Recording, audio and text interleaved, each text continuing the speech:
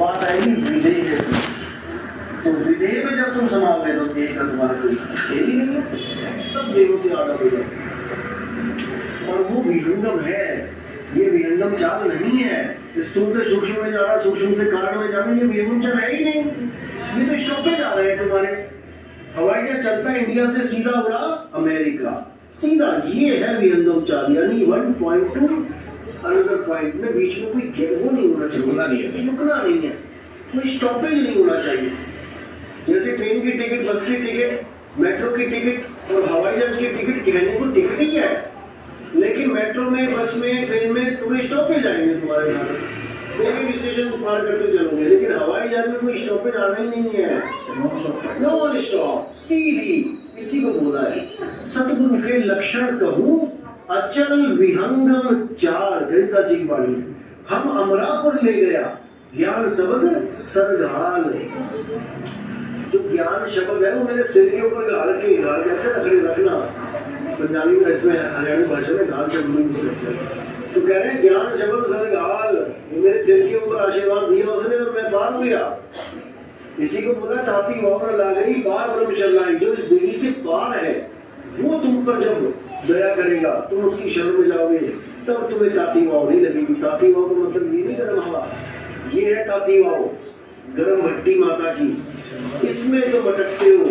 जब वो दया करेगा तो ये ताती वाव तुम्हें नहीं लगेगी।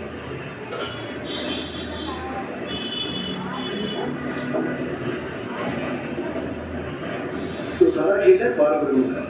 ब्रह्म क्या है? जितना भी तुम्हें आकाश को तुम दिखाई दे रहा है ये ब्रह्म रूप ही है, निराकार रूप है। ये निराकार ब्रह्म है, इसी से सारी सृष्टि बन रही है।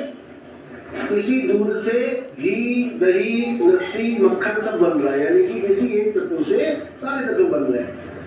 और ये साकार भी इसी से बन रहा है, निराकार से साकार, साकार से निराकार चल रहा है, आना जाना लगा हुआ है।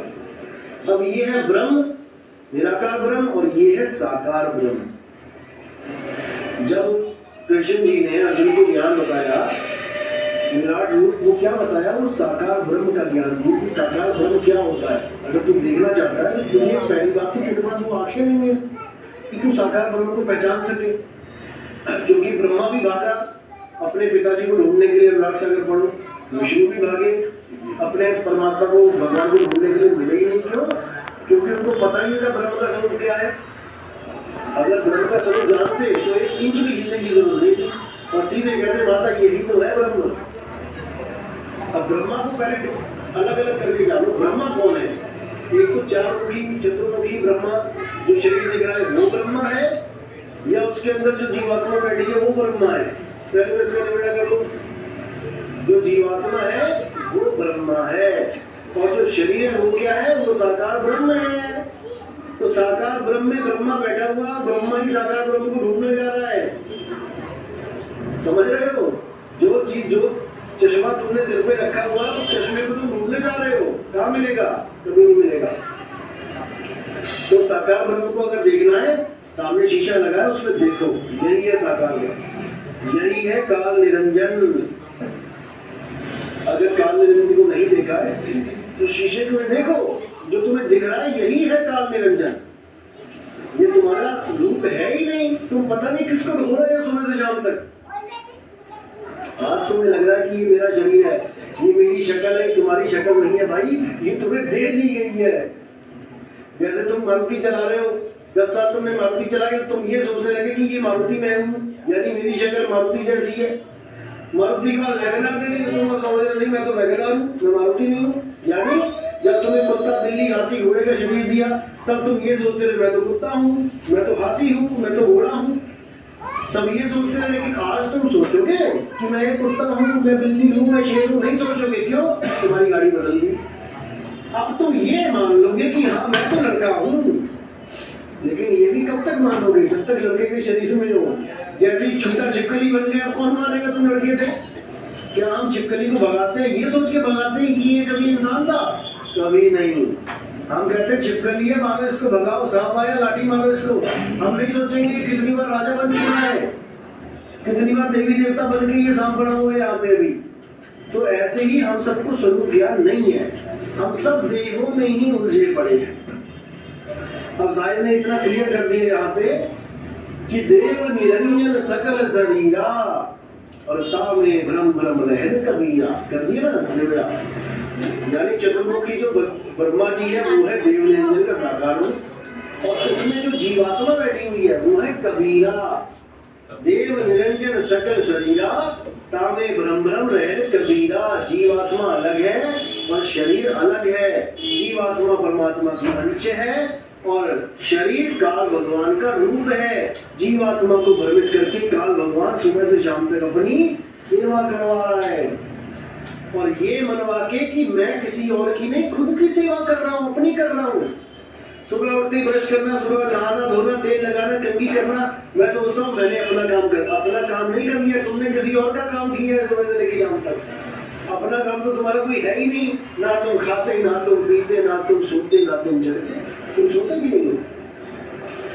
तुम्हें लग रहा है मैं सोता हूँ, सोया तो शरीर है, तुम तो सपना देख रहे हो। अगर तुम सो जाओ तो फिर देख कौन रहा है? वहां पे शेर दौड़ा रहा है तुम्हें, तो भाग कौन रहा है? अगर तुम सो रहे हो तो तुम जाग रहे हो भाई। कभी इस शरीर में जाके बैठे हो, कभी उस शरीर में जाके बैठे हो। और ये जो अवस्था है ये शरीर की अवस्था है। जागृत है, स्वप्न है, सुषुप्ति है, ये काया की अवस्थाएं है। इन अवस्थाओं में भी नहीं उलझना है।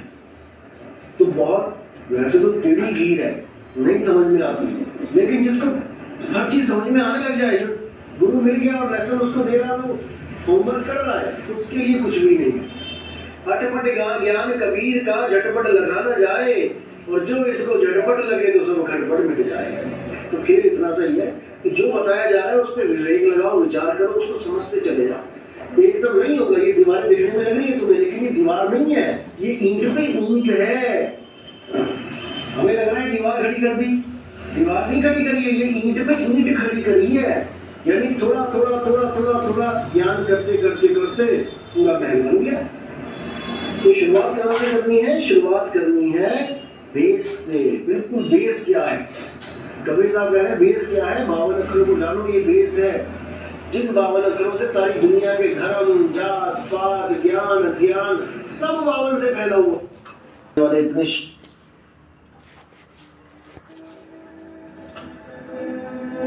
सबसे बड़े दुश्मन है तुम्हारे ये जीवन के।